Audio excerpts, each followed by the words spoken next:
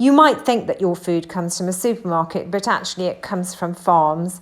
And until recently, most of your food came from British farms, but that is changing. It's changing because of a lot of reasons, but primarily it's Brexit, COVID, the Ukraine war, and also the way the government are managing our farmers. They're paying our farmers to take land out of production. Listen to Andrew Brown, a farmer from Rutland, tell you about what's happening on his farm. Worked out my sort of net margin per hectare for wheat was probably between £350 and £400 a tonne.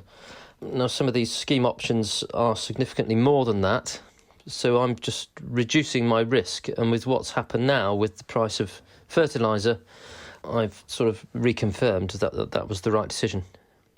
And tell me what would have happened then if you hadn't put half your land into an environment scheme. What would you be faced with now? Well, if I was to tell you that my cost of my fertiliser for harvest 2021 was £190 a tonne, for harvest 2022, which has just gone, it was £275 a tonne. The fertiliser I bought for next year's harvest 2023 I bought in June for £635, and if I wanted to buy a tonne of fertiliser now, it would be around £900. So the costs of producing a tonne of wheat have just gone through the roof. And is that price now too much? Basically, you wouldn't get that money back. It's too much. There's no guarantee I'm going to get a return on that investment, and all it's done is move my risk massively up the scale. If next year there's a poor harvest and you've invested all that money in that crop, then basically you're going to lose an awful lot more money. And what about the land then that you've taken out of production? Do you make money on that or not? Well, that's going into one of the environment schemes, which is paying per hectare as much, if not more, than I can make out of growing a crop on it.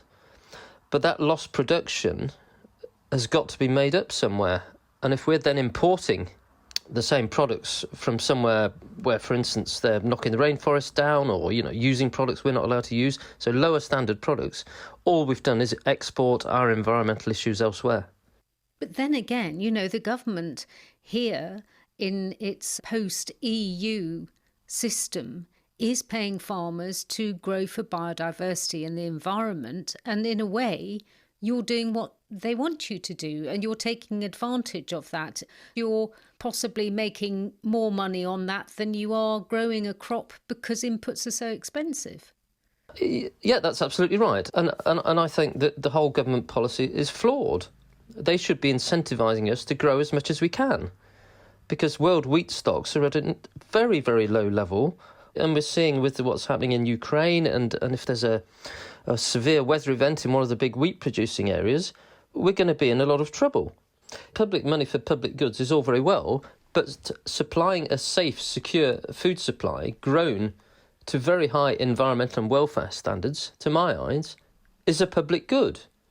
And they should be putting all these environmental schemes on hold for a couple of years until this whole thing settles down and we work out how much food we actually are going to get, rather than paying me to take my land out of production. Are other farmers doing what you're doing, do you think? Yes, I think a lot of farmers are, because it's the least risky option. So do you think there will be less food on the shelves, British food on the shelves? Quite possibly. I mean, we've seen our self-sufficiency go from 80% down to less than 60% in the last 20 years, and I can see that going down further. And the government will say that we're a rich country, we can always import it. But if there isn't any to import, it doesn't matter how much money you've got, you can't import it. And if you fall out with the people you're importing it from, then they're not going to sell it to you. It's a very, very risky strategy. Rutland farmer Andrew Brown.